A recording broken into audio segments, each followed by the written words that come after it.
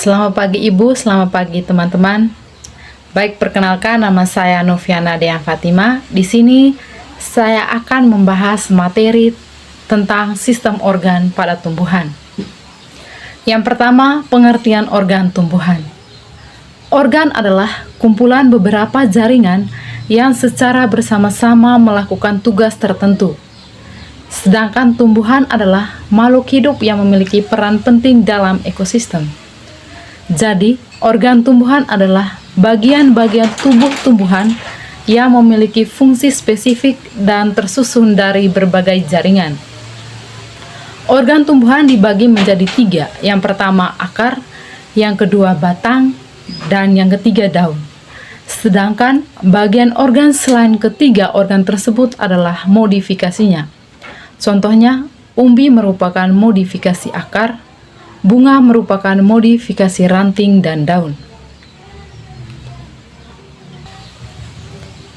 Yang berikut, macam-macam organ tumbuhan. Yang pertama, kita bahas tentang akar. Akar adalah bagian pokok tumbuhan di samping batang dan daun.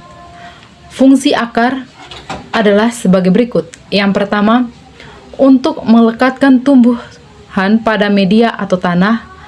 Akar memiliki kemampuan untuk menerobos lapisan tanah.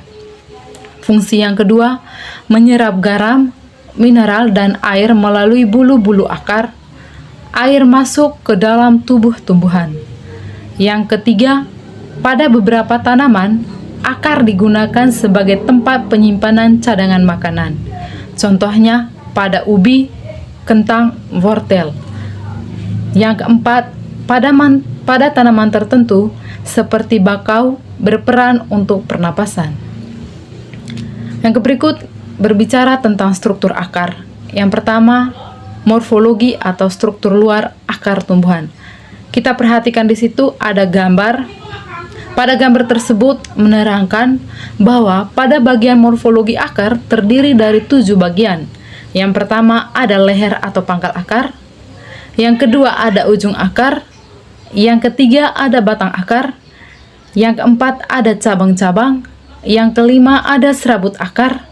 Yang keenam ada rambut-rambut atau bulu-bulu akar. Dan yang ketujuh ada tudung akar atau yang sering disebut dengan kaliptra. Yang berikut anatomi atau struktur dalam akar tumbuhan. Ada 4 struktur dalam tumbuhan. Yang pertama ada epidermis. Yang kedua ada korteks. Yang ketiga ada endodermis, dan yang keempat ada stel. Berikut tentang jenis-jenis akar.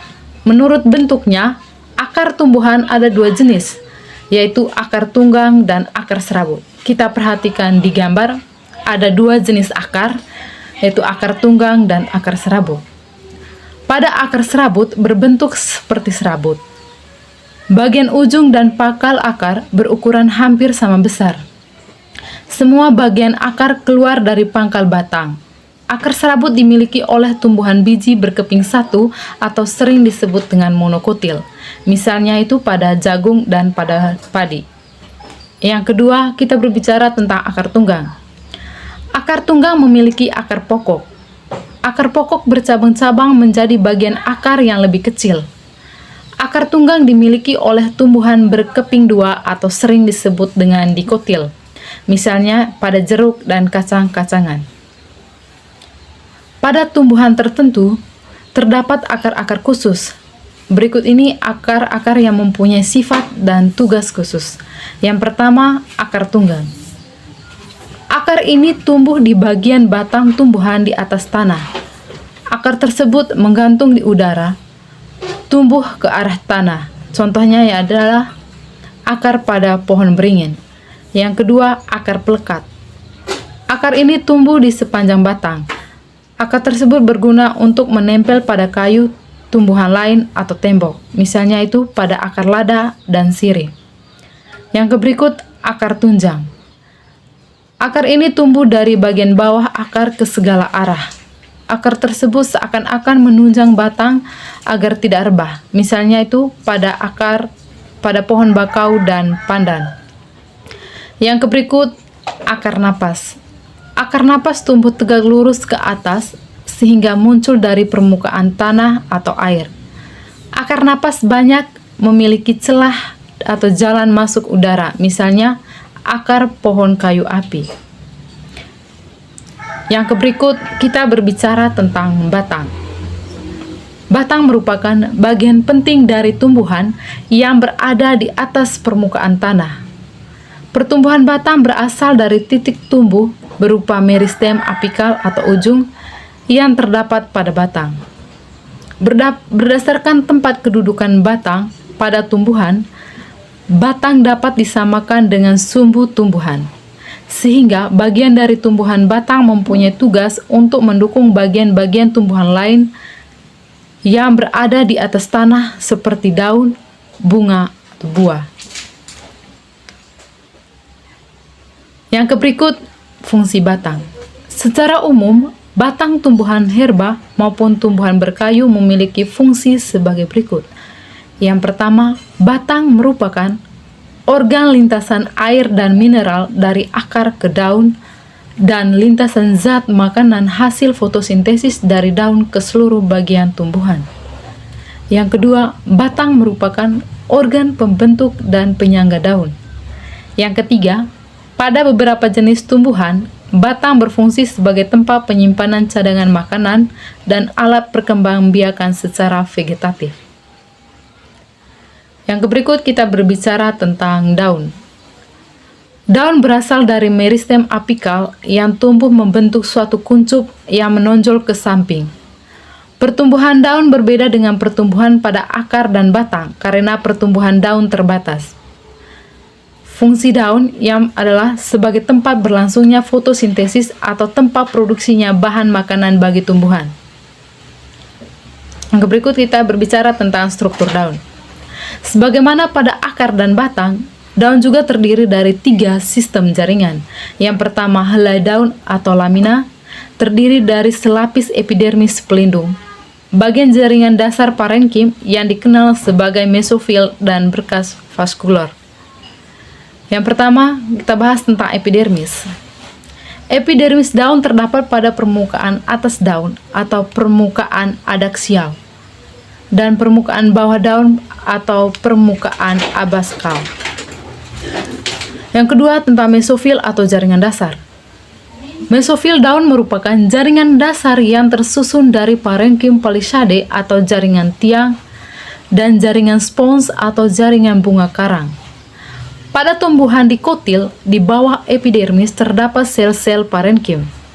Sel-sel parenkim tersebut membentuk jaringan parenkim palisade yang merupakan jaringan parenkim pada daun yang memiliki banyak kloroplas, sehingga pada jaringan inilah tempat terjadinya fotosintesis. Yang ketiga, berkas vaskular. Berkas vaskular daun yaitu xilem dan phloem yang terdapat pada ibu tulang daun. Tulang-tulang cabang dan urat-urat daun yang terlihat menonjol pada permukaan bawah daun. Berkas vaskular ini merupakan lanjutan berkas vaskular pada daun, walaupun tidak seluas pada batang. Sebelumnya kita harus mengetahui apa itu jaringan xilem dan jaringan phloem. Fungsi jaringan xilem adalah mengangkut garam mineral dari akar menuju ke daun, sedangkan jaringan phloem dia berfungsi untuk mengedarkan hasil fotosintesis seperti oksigen dan glukosa diedarkan ke seluruh tubuh. Yang berikut kita bahas tentang bunga. Bunga merupakan modifikasi dari batang dan daun. Modifikasi ini disebabkan oleh dihasilkannya sejumlah enzim yang dirangsang oleh sejumlah fitohormon tertentu. Pembentukan bunga dengan ketat dikendalikan secara genetik dan pada jenis oleh perubahan lingkungan tertentu seperti suhu rendah, lama pencahayaan, dan ketersediaan air. Fungsi dari bunga. Struktur reproduksi seksual pada tumbuhan berbunga, Magopota angiosperma, tumbuhan biji tertutup sebagai tempat terbentuknya buah dan biji. Yang berikut kita berbicara tentang struktur bunga. Ada 4 bagian utama pada bunga. Yang pertama adalah kelopak bunga, yang kedua mahkota bunga, yang ketiga alat kelamin jantan berupa benang sari, Dan yang keempat, alat kelamin betina berupa putik. Adapun macam-macam bunga, yang pertama ada bunga tunggal, contohnya itu bunga mawar, bunga kembang sepatu. Yang kedua, bunga majemuk. Bunga majemuk adalah sekelompok kuntum bunga yang terangkai pada suatu ibu tangkai bunga atau pada suatu susunan tangkai-tangkai bunga yang lebih rumit. Kita lihat di situ ada gambar bunga.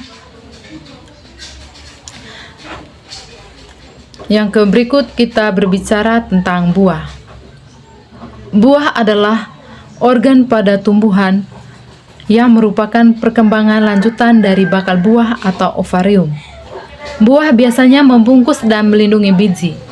Aneka rupa dan bentuk buah tidak terlepas kaitannya dengan fungsi utama buah, yakni sebagai pemencar biji tumbuhan. Macam-macam buah, yang pertama ada buah tunggal, yakni buah yang terbentuk dari satu buah bunga dengan satu bakal buah yang berisi satu biji atau lebih. Yang kedua, buah ganda, yakni jika buah terbentuk dari suatu bunga yang memiliki banyak bakal buah, masing-masing bakal buah tumbuh menjadi buah tersendiri. Namun, akhirnya menjadi kumpulan buah yang nampak seperti satu buah. Contohnya adalah sirsak atau sering disebut anona. Yang berikut, buah majemuk, yakni jika buah terbentuk dari bunga majemuk. Dengan demikian, buah ini berasal dari banyak bunga dan banyak bakal buah, yang pada akhirnya seakan-akan menjadi satu buah saja. Contohnya adalah nanas. Yang kedua, bunga matahari.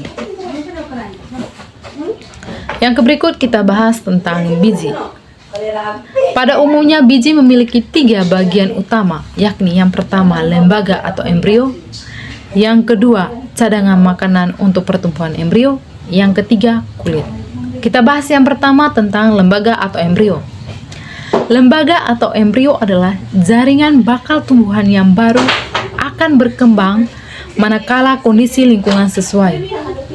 Lembaga ini memiliki satu helai daun lembaga atau sering disebut kotiledon. Pada tumbuhan berkeping satu atau monokotil dan 2 helai daun lembaga pada hampir semua tumbuhan berkeping 2 atau dikotil, serta 2 atau lebih pada tumbuhan berbiji terbuka atau sering disebut gimnosperma. Selanjutnya, lembaga juga memiliki calon akar yang disebut radikula dan calon tunas yang disebut plumula. Calon batang yang terletak di atas titik pelekatan daun disebut epikotil, dan yang terletak di bawahnya disebut dengan hipokotil. Yang berikut kita bahas tentang cadangan makanan untuk pertumbuhan embrio. Cadangan makanan yang diperlukan oleh tumbuhan baru ketika mulai tumbuh membesar. Bentuk nutrisi yang disimpan bervariasi tergantung pada jenis tumbuhan tersebut. Pada angiosperma, cadangan ini bermula dari jaringan yang disebut dengan endosperm, yang berasal dari tumbuhan induk melalui proses pembuahan ganda.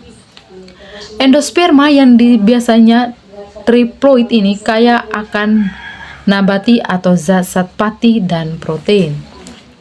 Pada gimnosperma, seperti halnya konifera, jaringan makanan cadangan ini berasal dari bagian gametrofit betina, jadi bersifat haploid. Yang berikut, kulit biji.